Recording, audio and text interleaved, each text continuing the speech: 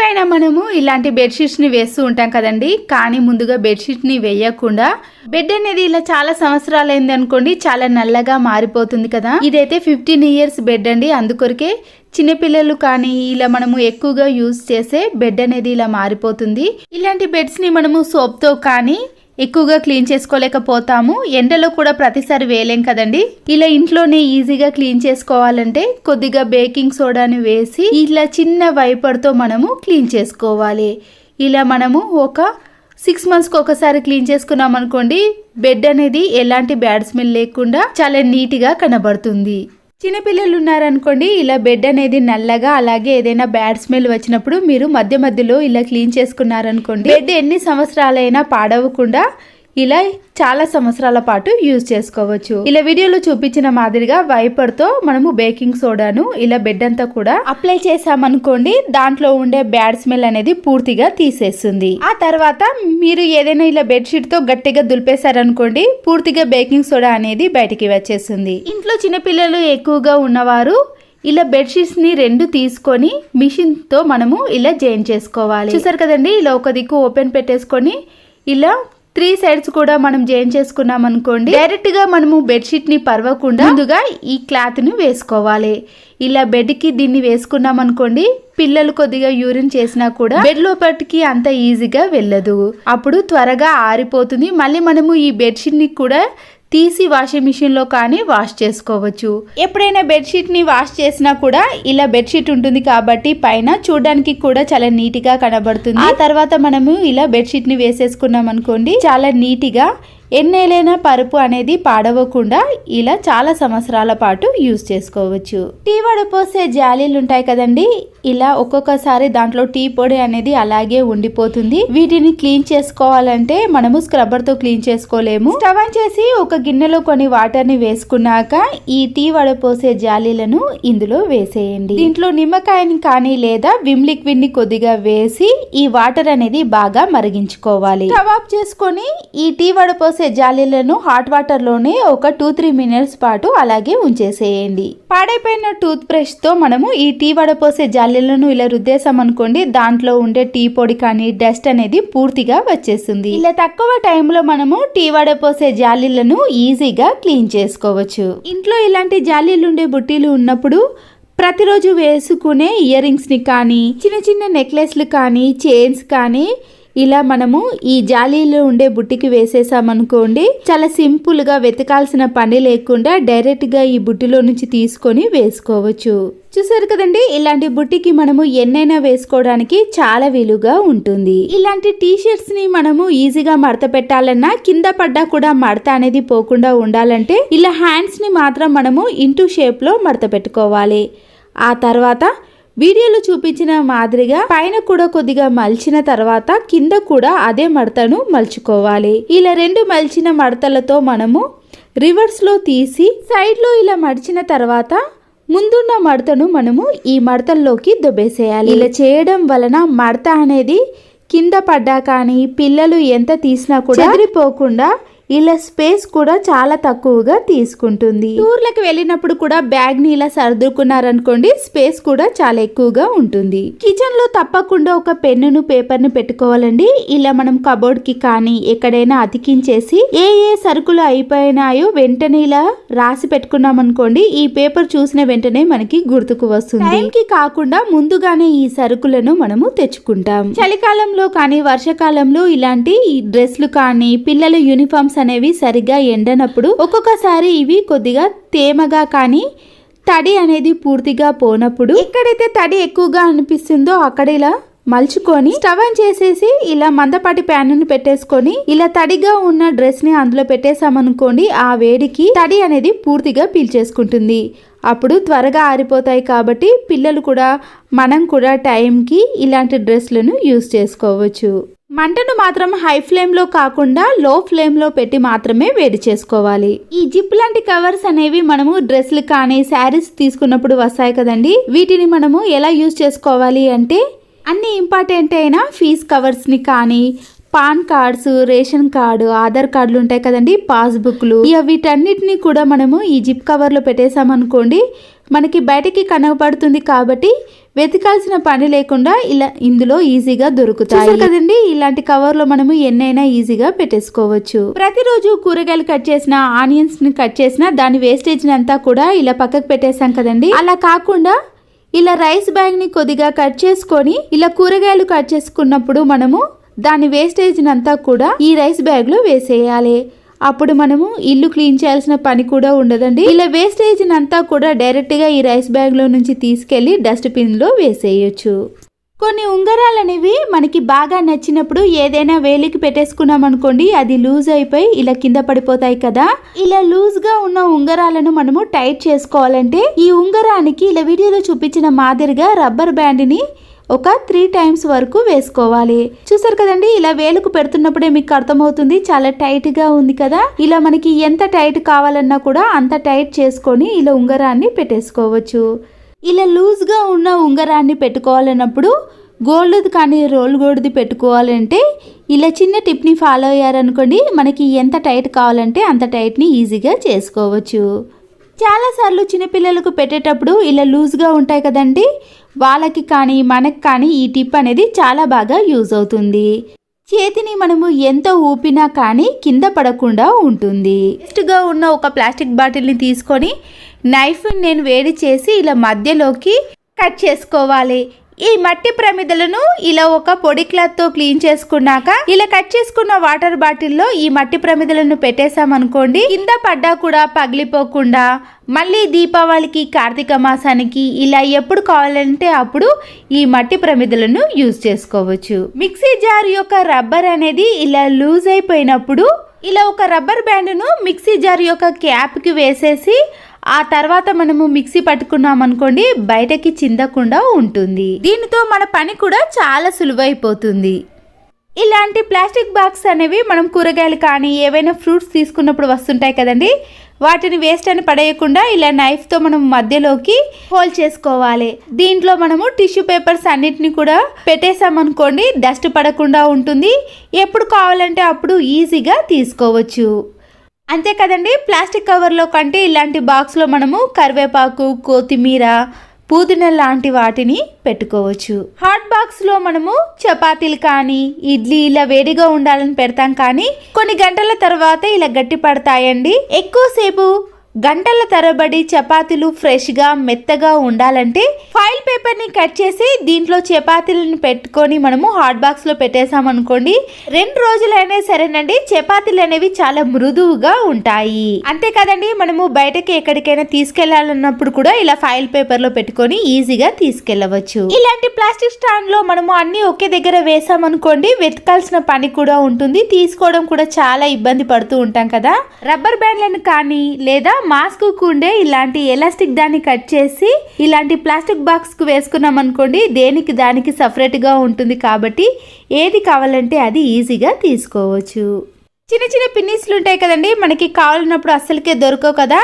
ఇలా ఏవైనా క్రీములు యూజ్ చేసినప్పుడు బాక్సులు ఉంటాయి కదా, దానికి కొద్దిగా కలర్ వేసి ఇలాంటి పిన్నిస్లను అందులో వేసామనుకోండి, ఈజీగా పిన్నిస్లన్నీ ఒకే దగ్గర ఉంటాయి, ఎప్పుడు కావాలంటే అప్పుడు తీసుకోవచ్చు. ఇలా చిన్న చిన్న వాటిని అన్నిటిని కూడా ప్లాస్టిక్ బాక్స్లో పెట్టుకోవచ్చు. ఎక్స్పైర్ అయిపోయిన టమాటో కెచప్ కానీ మనం యూజ్ చేయని టమాటో కెచప్లు ఉంటాయి కదండి, ట్యాప్స్ పైన వాటర్ మరకలు, సోప్ మరకలు ఎక్కువగా పడ్డప్పుడు ఇలా టమాటో కెచప్ని వేసేసి మనము స్క్రబ్బర్తో క్లీన్ చేసుకున్నాం అనుకోండి, ఎలాంటి ట్యాప్స్ అయినా సరేనండి చాలా ఈజీగా క్లీన్ చేసుకోవచ్చు. ఆ తర్వాత ఖచ్చితంగా మనం ఒక పొడి క్లాత్తో క్లీన్ చేసుకోవాలండి. ఇంతకు ముందు ట్యాప్స్ చూసారు కదండి, ఇప్పుడు ఎంత నీట్గా తయారయ్యాయో. ఇలా వేస్ట్గా ఉన్న వాటిని కూడా మనం ఇంట్లోకి చాలా బాగా యూజ్ చేసుకోవచ్చు. రిఫిల్ అయిపోయిన పెన్స్ ఉంటాయి కదండి, ఇలా నైఫ్ని వేడి చేసి మధ్యలోకి కట్ చేసుకోవాలి. పైన ఉన్న క్యాప్ని తీసుకొని మనము ఆయిల్ బాటిల్ క్యాప్కి ఇలా పెట్టేసిన తర్వాత కొద్దిగా వేడి చేయాలండి, అప్పుడు గట్టిగా ఉంటుంది, మనం ఎంత తీసినా కూడా రాదు. ఆ తర్వాత మనము ఈ క్యాప్ని ఆయిల్ క్యాన్కి పెట్టేసుకొని దేవుని గదిలో కానీ మనము ఇలా దీపాంతంలో నూనెను వేసేటప్పుడు ఇలా పెన్ క్యాప్తో వేసామనుకోండి, నూనె అనేది కింద పడకుండా ఉంటుంది. ఎంత కావాలంటే అంత మాత్రమే వేసుకోవచ్చు. గ్యాస్ స్టవ్ పైన ఇలా జిడ్డు మరకలు ఎక్కువగా ఉన్నప్పుడు వేస్ట్గా ఉన్న ఒక ప్లాస్టిక్ బాక్స్ని తీసుకొని దాంట్లో కొద్దిగా విమ్ లిక్విడ్ని అలాగే వెనిగర్ని వేసుకోవాలి. ఇలా క్లీన్ చేసే క్లాత్లు ఉంటాయి కదండి, దాంట్లో ఇలా పూర్తిగా తడిపేసిన తర్వాత కొద్దిగా వాటర్ని తీసేసి మనము గ్యాస్ స్టవ్ని క్లీన్ చేసుకున్నాం అనుకోండి, జిడ్డు మరకలు అనేవి చాలా త్వరగా పోతాయి. ఈ క్లాత్ను మనము వాటర్తో క్లీన్ చేసుకున్నాక ఈ ప్లాస్టిక్ బాక్స్లో వేసుకొని ఎప్పుడు కావాలంటే అప్పుడు గ్యాస్ స్టవ్ని క్లీన్ చేసుకోవడానికి యూజ్ అవుతుంది. మరొక టిప్, సోఫా పైన ఏవైనా మరకలు ఉన్నాయనుకోండి, అవి అలాగే ఉండిపోతాయి. ఆ మరకలు ఏర్పడకుండా ఉండాలన్నా లేకపోతే అవి పోవాలంటే ఇలా వ్యాజ్లైన్ని కొద్దిగా అప్లై చేయాలి. ఇలా వ్యాజ్లైన్ అప్లై చేయడం వలన స్మూత్గా ఉంటాయి కాబట్టి సోఫా పైన ఎలాంటి మరకలైనా ఈజీగా తొలగిపోతాయి. ఇలా వ్యాజ్లైన్ అప్లై చేసిన తర్వాత ఒక 2 మినిట్స్ తర్వాత మనము పొడి క్లాత్తో ఈ సోఫాపై ఉండే మరకలను క్లీన్ చేసుకోండి. ఈ వ్యాజ్లైన్ పూర్తిగా ఆరిపోయిన తర్వాత మరకలు అనేవి కనిపించవు. ఈ వైట్ ప్లాస్టర్లో స్టార్టింగ్ తీయాలంటే ఒక్కొక్కసారి వెతకాల్సిన పని ఉండటమే కాకుండా టైం కూడా చాలా వేస్ట్ అయిపోతుంది. మనము ఇలా స్టార్టింగ్లోనే ఏదైనా వేస్ట్గా ఉన్న కీస్ని కానీ లేదా మేకుని పెట్టేసామనుకోండి, ప్రతిసారి వెతకాల్సిన పని లేకుండా ఎప్పుడు కావాలంటే అప్పుడు యూజ్ చేసుకోవచ్చు. ఇలా చిన్నది ఏదైనా కూల్ డ్రింక్ బాటిల్ కానీ వాటర్ బాటిల్ని తీసుకొని ఇలా పైన మాత్రమే కట్ చేసుకోవాలి. ఇలా కట్ చేసుకున్న తర్వాత మన ఇంట్లో ఉండే స్క్రబ్బర్స్ ఉంటాయి కదండి, స్పాంజ్ స్క్రబ్బర్స్, దాని సైజుని చూసి ఇలా రౌండ్గా కట్ చేసుకోవడం కానీ లేదా దాంట్లో ఇలా గట్టిగా ప్రెస్ చేసామనుకోండి, ఈ వాటర్ బాటిల్ క్యాప్ అనేది ఈ స్పాంజ్ స్క్రబ్బర్లో గట్టిగా బిగుసుకుపోతుంది. ఆ తర్వాత మనము ఈ క్యాప్ను ఓపెన్ చేసి దాంట్లో లిక్విడ్ని కానీ ఏదైనా సర్ఫ్ను వేసుకొని గిన్నెలను క్లీన్ చేసుకున్నామనుకోండి, చాలా ఈజీగా క్లీన్ అవుతాయి. మన హ్యాండ్స్ అనేవి నొప్పి పెట్టకుండా ఎన్ని గిన్నెలైనా క్షణాల్లో కూడా క్లీన్ చేసుకోవచ్చు. ప్రతిసారి స్క్రబ్బర్కి మనము సోప్ని యూజ్ చేయడం, లిక్విడ్ యూజ్ చేయడం అలాంటి పని లేకుండా డైరెక్ట్గా ఒకేసారి ఈ వాటర్ బాటిల్లో మనము లిక్విడ్ని వేసి ఎన్ని బౌల్ అయినా ఈజీగా క్లీన్ చేసుకోవచ్చు. వీటి వల్ల మనకి టైం కూడా చాలా సేవ్ అవుతుంది. చేతి నొప్పి పెట్టకుండా ఇలా ఎన్ని గిన్నెలైనా తక్కువ టైంలో ఈజీ ప్రాసెస్లో క్లీన్ చేసుకోవచ్చు. మరొక యూస్ఫుల్ టిప్, ఒక టమాటా తీసుకొని హాఫ్గా కట్ చేసుకొని దానిపై కొద్దిగా షుగర్ని వేసుకోవాలండి. ఇప్పుడు ఈ టమాటోని తీసుకొని మనము ఫేస్కి కానీ లేదా హ్యాండ్స్ని బాగా అప్లై చేసామనుకోండి, న్యాచురల్గా మంచి గ్లో అనేది వస్తుంది. బయట ఎక్కువ డబ్బులు ఖర్చు పెట్టి మనము ఫేస్ క్రీమ్లు అలాంటివి వాడే కంటే ఇంట్లోనే ఇలా న్యాచురల్గా ప్రిపేర్ చేసుకోండి. స్నానం చేసే 1 అవర్ ముందు ఇలా చేసామనుకోండి, ఆ టైం వరకు ఇది పూర్తిగా ఆరిపోతుంది, మంచి గ్లో కూడా కనిపిస్తుంది. ఈ సింకును కానీ లేదా వాష్ బేసిన్ని క్లీన్ చేయడానికి స్క్రబ్బర్స్లో అలాంటివి ఏవి అవసరం లేదండి. ఈ బబుల్ ఫిలిం ఉంటుంది కదా, మనము ఆన్లైన్లో ఆర్డర్ పెట్టుకున్నప్పుడు వాటితో పాటు వస్తుంది. దాన్ని వేస్ట్గా పారేయకుండా దీనిపై కొద్దిగా లిక్విడ్ని కానీ హ్యాండ్ వాష్ లిక్విడ్ని వేసి ఇలా సింకును కానీ వాష్ బేసిన్ని క్లీన్ చేసుకొని చూడండి, చాలా నీట్గా క్లీన్గా కనబడుతుంది. తర్వాత ఈ బబుల్ ఫిలింని ఇలా వాటర్తో క్లీన్ చేసుకొని ఎప్పుడు కావాలంటే అప్పుడు యూస్ చేసుకోవడానికి బాగుంటుంది. అంతేకాదండి, మనము గిన్నెలు క్లీన్ చేసుకోవడానికి కూడా ఈ బబుల్ కవర్ అనేది చాలా బాగా యూజ్ అవుతుంది. మన ఇంట్లో ఇలాంటి చిన్న స్వైపర్ ఉందనుకోండి, మన పనిని చాలా వరకు తగ్గిస్తుంది. ముందుగా ఈ స్వైపర్కి ఇలా ఒక వేస్ట్గా ఉన్న సాక్స్ను కానీ పాడైపోయిన సాక్స్ను వేసి మన ఇంట్లో ఉండే ఇలాంటి సౌండ్ బాక్స్ ఉంటాయి కదండి, వాటిని క్లీన్ చేసుకోవడానికి కానీ లేదా కబోర్డ్స్ని ఈజీగా క్లీన్ చేసుకోవడానికి చాలా బాగా యూజ్ అవుతుంది. ఒకటేసారి మనము ఇలా స్వైపర్తో క్లీన్ చేసామనుకోండి, ప్రతిసారి క్లీన్ చేయాల్సిన పని కూడా ఉండదు. ఈ సాక్స్కి మనము ఏదైనా లిక్విడ్ని వేసి ఇలా ఒకేసారి కబోర్డ్స్ని క్లీన్ చేసుకున్నామనుకోండి, తక్కువ టైంలో ఈజీగా క్లీన్ చేసుకోవచ్చు. ఇలా టీవీ పైన కూడా సన్న డస్ట్ ఉంటుంది కదండి, దాన్ని కూడా మనము డైరెక్ట్గా ఇలా స్వైపర్తో క్లీన్ చేసుకుంటే సరిపోతుంది. ఆ తర్వాత మనము మరొక సాక్స్ని ఈ స్వైపర్కి వేసి ఇలా సోఫా సెట్లను క్లీన్ చేసుకోవడానికి కూడా ఇది చాలా బాగా ఉపయోగపడుతుంది. చూసారు కదండి, మన ఇంట్లో ఒక్క స్వైపర్ ఉంటే మనము ఎన్నో రకాలుగా క్లీన్ చేసుకోవడానికి ఇలాంటి ఒక్క స్వైపర్ అనేది మనకి ఉపయోగపడుతుంది. చూసారు కదండి, మనము తక్కువ టైంలో ఈజీగా ఎన్నో పనులు చేసుకోవాలంటే ఈ స్వైపర్ని ఇలా ఉపయోగించుకోవచ్చు. క్యారెట్లను తెచ్చిన వెంటనే కవర్లో కానీ బాక్స్లో పెట్టుకొని స్టోర్ చేసుకున్నా కూడా ఒక్కొక్కసారి అవి త్వరగా పాడైపోతాయండి. ముందుగా మనము ఏ క్యారెట్నైనా సరే ఇలా పైన మొదల్ని అలాగే కింద కొనల్ని కట్ చేసి మనము కవర్లో కానీ లేదా స్టీల్ బాక్స్లో ప్లాస్టిక్ బాక్స్లో స్టోర్ చేసుకొని పెట్టుకున్నామనుకోండి 15 to 20 డేస్ పాటు కూడా క్యారెట్స్ అనేవి పాడవకుండా ఫ్రెష్గా స్టోర్ చేసుకోవచ్చు. బాదం కాయల్ని కానీ ఇలాంటి గట్టిగా ఉన్న ఏదైనా కాయల్ని పగలగొట్టాలి అంటే ఇలా కొడుతున్నప్పుడు అవి ఒక్కొక్కసారి స్లిప్ అయి కిందికి జారుతూ ఉంటాయండి. మళ్ళీ మనం ఒక ప్లేస్లో పెట్టి కొడుతుంటే అవి అటు ఇటు జరుగుతూ ఉంటాయి. అలాంటప్పుడు చిన్న సీజర్ని తీసుకొని ఈ సీజర్ మధ్యలో మనము ఇలా వీడియోలో చూపించిన మాదిరిగా ఈ బాదం కాయను ఇలా పెట్టేసి పగలగొట్టేసామనుకోండి అది ఎక్కడికి జరగకుండా ఈ సీజర్ మధ్యలోనే ఉంటుంది కాబట్టి ఈజీగా మనము ఇలా గట్టిగా ఉన్న కాయను ఈ ట్రిక్తో పగలగొట్టుకోవచ్చు.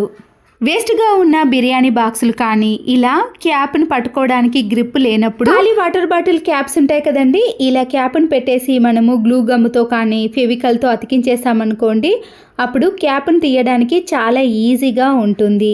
స్టీల్ గిన్నెలైనా రాగి ఇత్తడి బకెట్లు ఏవైనా సరేనండి, మనము ఎక్కువ రేటు పెట్టి కొన్నాక కొన్ని రోజుల తర్వాత ఇలా చిన్న కన్నాలు కానీ చిన్న చిన్న హోల్స్ అనేవి పడుతూ ఉంటాయి. ఇలా ఎక్కువ రేటు పెట్టి కొన్న వాటిని బయట పడేయాలంటే అస్సలకి అనిపించదు కదండి. అలాంటప్పుడు మనము ఇలాంటి వాటిని మనం ఇంట్లోకి ఏదో రకంగా యూజ్ చేసుకోవచ్చు. ఇక్కడ చూసారు కదండి, వాటర్ వేసి చూపిస్తే ఈ హోల్స్లో నుంచి వాటర్ అనేవి కిందికి వచ్చేస్తున్నాయి కదా. ముందుగా మనము ఇలా ఒక పొడి క్లాత్తో ఈ గిన్నెకు తడి లేకుండా చూసుకోవాలి. ఎక్కడైతే హోల్ పడిందో ఆ ప్లేస్లో మనము లోపటి నుంచి కాకుండా బయట వైపు నుంచే నెయిల్ పాలిష్ ఉంటుంది కదండి, నెయిల్ పాలిష్ని కొద్దిగా అప్లై చేయండి. ఇలా ఎన్ని హోల్స్ ఉన్నా సరేనండి, ఇక్కడైతే ఒకే హోల్ ఉంది కాబట్టి ఆ హోల్లోనే నేను ఇలా నెయిల్ పాలిష్ని వేశాను. తర్వాత ఇది కొద్దిగా ఆరిన తర్వాత మరికొద్దిసేపటికి మరొకసారి కూడా ఇదే నెయిల్ పాలిష్ని వేసేయండి. ఇలా ఒక 3 times మాత్రమే వేసానండి నేను. తర్వాత ఒక 10 to 15 minutes పాటు దీన్ని గాలికి అలాగే బయట ఆరబెట్టేసామనుకోండి నెయిల్ పాలిష్ అనేది పూర్తిగా ఆరిపోతుంది. అప్పుడు మనం దీంట్లో వాటర్ కానీ లేదా ఇంకేదైనా కర్రీ కానీ ఏది వేసినా కూడా ఆ హోల్లో నుంచి బయటికి రాకుండా అందులోనే ఉంటాయి. ఇప్పుడు నేను మీకు ఇది ఆరిన తర్వాత దీంట్లో వాటర్ వేసి చూపిస్తాను చూడండి.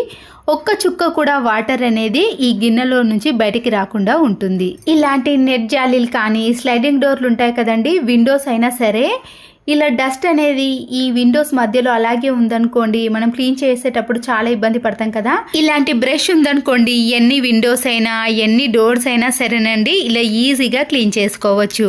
ఒకవేళ మీ దగ్గర ఇలాంటి బ్రష్ లేనప్పుడు మనము బట్టలు వాష్ చేసే బ్రష్ ఉంటుంది కదండి, అలాంటిది సన్నదైనా సరేనండి దాంతో కూడా మనము ఈ డస్ట్ను క్లీన్ చేసుకోవచ్చు. చూడండి, మనము ఇక్కడ 30 seconds లోపే ఇలా విండోస్ని కానీ స్లైడింగ్ డోర్ని క్లీన్ చేసుకోవచ్చు. మెయిన్ డోర్కి కానీ ఇలా విండోస్కి ఇలాంటి జాలీ డోర్స్ ఉంటాయి కదండి, జాలీ డోర్ మధ్యలో సన్న డస్ట్ అనేది అలాగే ఉండిపోతుంది కదా.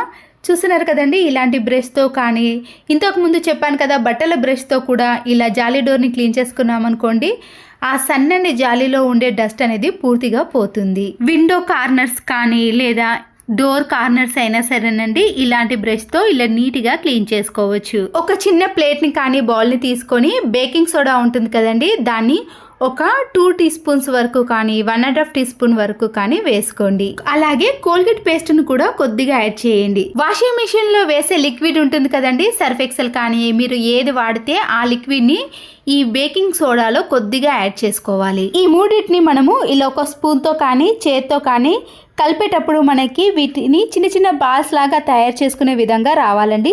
ఒకవేళ లూజ్గా కానీ అనిపిస్తే మీరు కొద్దిగా బేకింగ్ సోడాని వేసుకొని చిన్న చిన్న బాల్స్ లాగా వచ్చే విధంగా ప్రిపేర్ చేసుకోవాలి.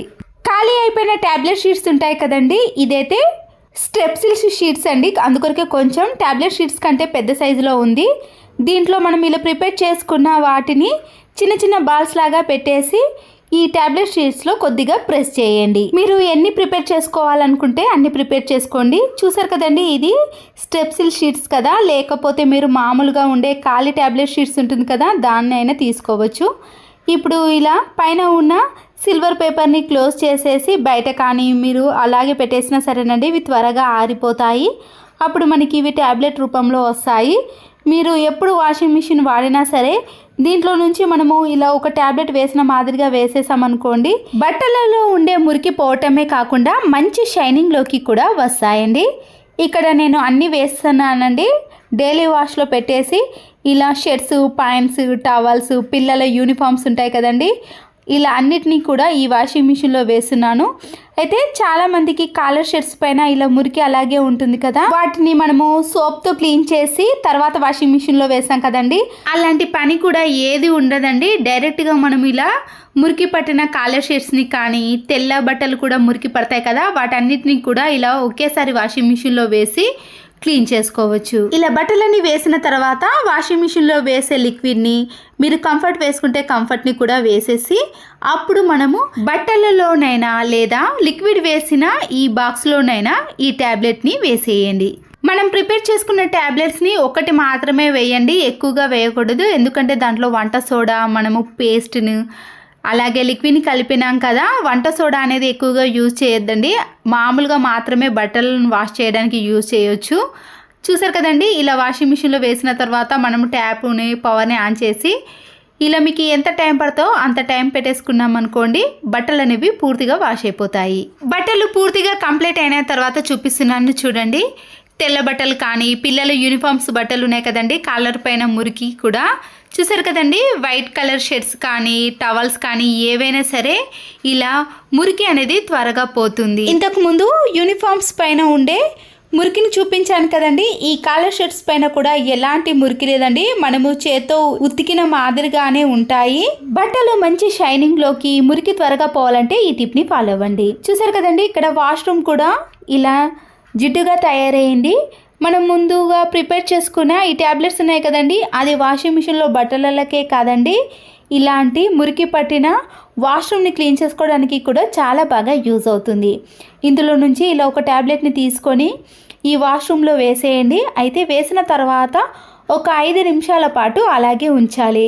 వైట్ వెనిగర్ ఉంటుంది కదండి, ఆ వైట్ వెనిగర్ని కూడా ఒక హాఫ్ టీ గ్లాస్ వరకు వేసేయండి. మీరు ఈ ట్యాబ్లెట్ని వాటర్లో కలిపి కూడా వేసుకోవచ్చండి. అయితే పైన క్లీన్గానే ఉంది కానీ లోపల క్లీన్గా లేదు కదండి, అందుకొరకే నేను ఈ విధంగా లోపల ట్యాబ్లెట్ని వేసి బ్రష్తో క్లీన్ చేసుకుంటున్నాను. మీరు పూర్తిగా క్లీన్ చేసుకోవాలంటే వాటర్లో కలిపి కూడా క్లీన్ చేసుకోవచ్చు. ఇలా క్లీన్ చేసుకున్నాక వాటర్తో క్లీన్ చేసుకొని చూడండి, ఎంత గారపట్టిన మరకలు కానీ జిడ్డుగా తయారైన వాష్రూమ్ అయినా సరేనండి చాలా బాగా క్లీన్ అవుతుంది. ఇది వాష్రూమ్ డోర్కి కూడా ఈ టిప్ అనేది యూజ్ అవుతుందండి. సింక్ కానీ వాష్ బేసిన్ కానీ ఇలా మురికి పట్టిన వాటిని ఏది క్లీన్ చేసుకున్నా కూడా చాలా నీట్గా తెల్లగా మరకలు అనేవి త్వరగా పోతాయి. వీటి కోసం మనము ఎటువంటి హార్పిక్ని కానీ యూజ్ చేయాల్సిన అవసరం కూడా ఉండదండి. ఇలా తక్కువ ఖర్చుతోటే అన్నిటిని ఇంట్లోనే తయారు చేసుకోవచ్చు. ఈ యూస్ఫుల్ టిప్ మీకు నచ్చినట్లయితే తప్పకుండా ఒక లైక్ చేసి మీ ఫ్రెండ్స్కి రిలేటివ్స్కి షేర్ చేయండి. మరో వీడియోతో మళ్ళీ కలుద్దాం. Thanks for watching.